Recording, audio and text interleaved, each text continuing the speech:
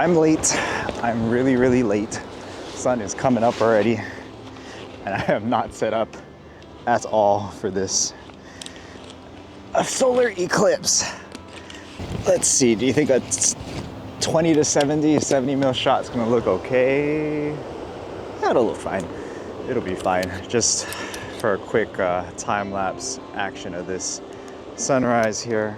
Actually, I better go 100 mil.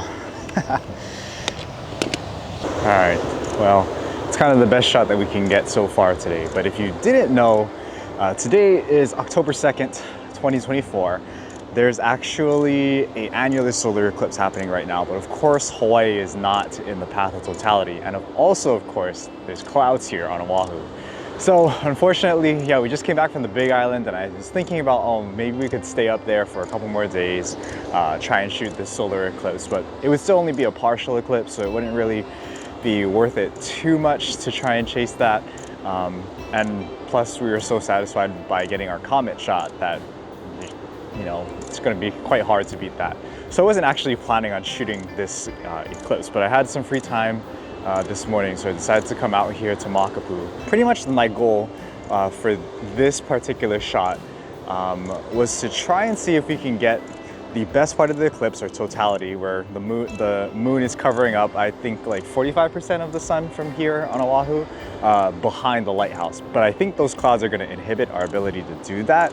So I'm kind of just, again, settling for a less than ideal shot here. So I've got the 100 to 400 on, Sony Alpha 1, just doing a quick time lapse of the sunrise. But we've got Makapu Lighthouse in the top right-hand corner, and then the sun is gonna rise in the bottom left-hand corner. And even though it's not gonna be the best part of the eclipse, we should get the sun rising, and you should be able to see just the eclipse forming just on that bottom portion. But yeah, it's kind of hard to shoot eclipses when you get clouds in the way most of the time, and then it's not even a total eclipse, so it's like, you know, it's a junk shot on top of another junk shot, but it's fine. You know, we're just kind of hanging out here, making the most of it. At the very least, it's a beautiful sunrise here. Let me just take you out the tripod and kind of show you guys here. Look at that sunrise. It's pretty cool. Just getting some light on those clouds low on the horizon. There isn't anything super crazy up high, but the light down there looks pretty nice.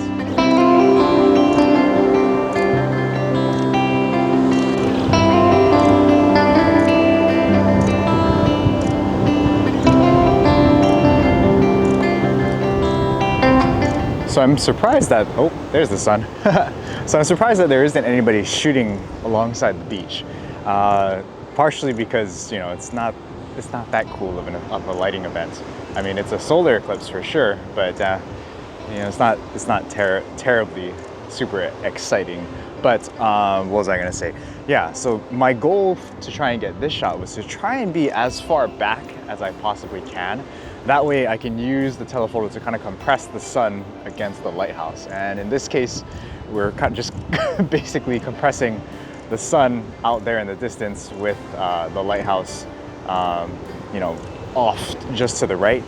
But yeah, it's rising, and you can actually kind of see a little bit of that sun is getting blocked by the moon there. I don't really have a good telephoto shot to show it to you guys, but I'll try and film some video of it. If not, you'll just kind of see it on the time lapse. But yeah, it's like a crescent sun ball rising up from the horizon, which is pretty cool. It's pretty awesome. The main thing is that we might just get a nice cool looking time lapse of it, but as soon as that sun hits those clouds, you know, I don't know if it's gonna line up or make anything super crazy. But yeah, this time lapse is turning out pretty good. Look at that. That's a partial eclipse right there. You guys can kind of see it down there at the bottom of the frame. Let me zoom in a little bit here. Yeah, that's a partial eclipse.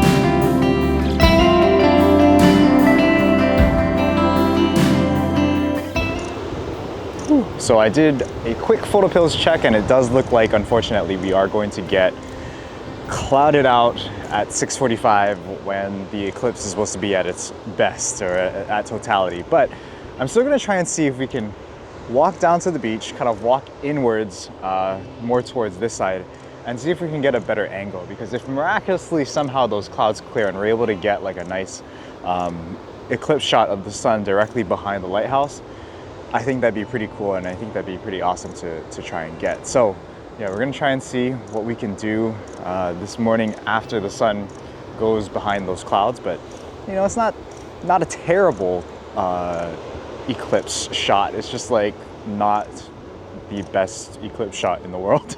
But you know, sometimes in photography you got to take what you get, and this is all we're getting here this morning. It's just a nice eclipse sunball rise next to a lighthouse.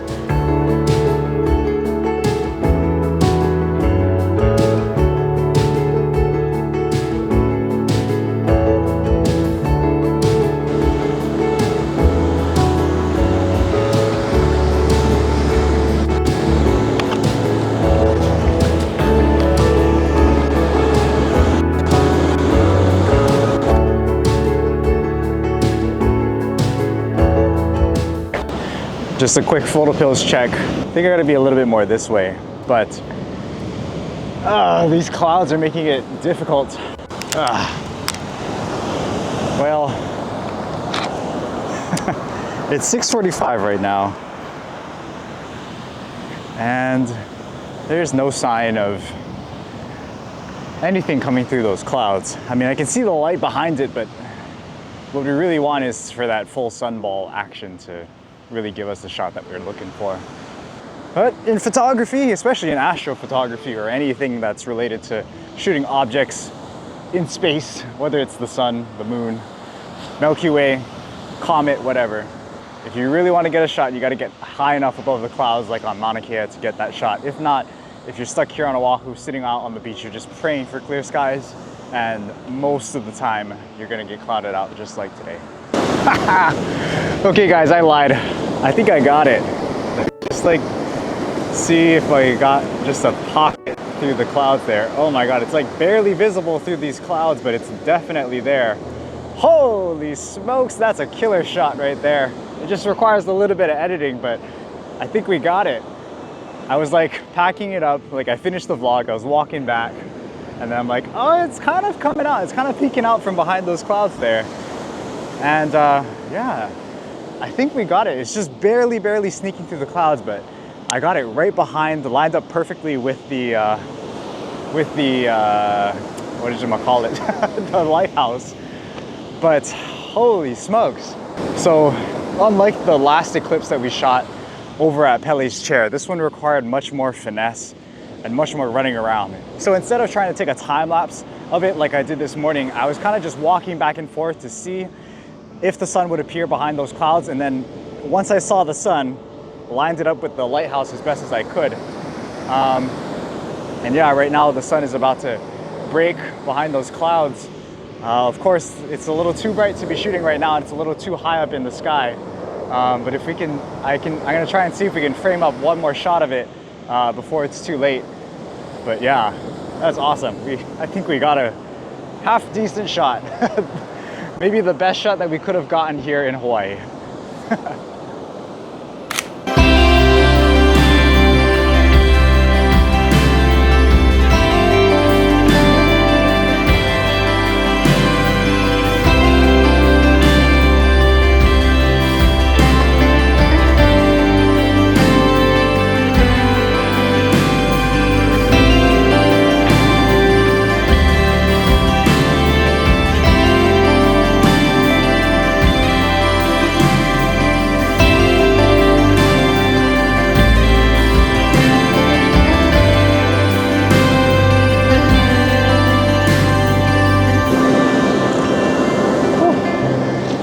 It's been a busy week for us astrophotographers. First the comet over the weekend, and now partial solar eclipse here in Hawaii. So yeah, considering the fact that it's a partial eclipse and we had a good amount of cloud coverage, I'd say we were pretty successful, especially towards the end. I had kind of given up on it. I'm like, no ways, the clouds are so thick. And then as I was packing up, walking towards this way, it like popped its head out, and I was able to thankfully set everything back up and grab a few shots of it before the clouds covered it up again. It was right behind the lighthouse. So those shots came out pretty good, I think. But yeah, sometimes, you know, when shooting these astrological events, you have to be ready to pivot and adjust and move things around if needed. But yeah, even like if you're trying to go out and like plan something like literally to the T, like how we did with the comet, there is just a little bit of that variance between your positioning and where the celestial event is going to be, whether that be a comet or the eclipse, that requires you to kind of pivot a little bit from time to time. Even the Atlas comet that we shot, I wish I had set my time lapse just slightly off to the right, maybe a few feet off to the right, and then we would have gotten a better composition. That would be more like what Darwin's shot looked like. So especially when shooting with telephoto lenses, you got to be ready to pivot, because there's only so much pre-planning that you can do with PhotoPills and with Planet Pro. You always have to be ready to kind of pivot and adjust to the weather, where the object is going to be, and in comparison to your foreground and all that kind of stuff. And once again, I also want to reiterate the importance of trying to shoot these celestial events with some sort of earthbound object. You know, it just adds that scale and that dramatic feel to the shot when you throw in a foreground element, and it just really anchors the composition. Instead of just taking a shot of the celestial event in the sky, really try to anchor it with some sort of foreground element. It really completes the whole composition. But yeah, pretty good, not too terrible considering the mediocre conditions that we got. But yeah, if you like this type of content, this travel, vacation, and a little bit of photography, education, make sure you hit that like button, comment below, and subscribe if you aren't already. And we'll see you guys in the next video. Peace out.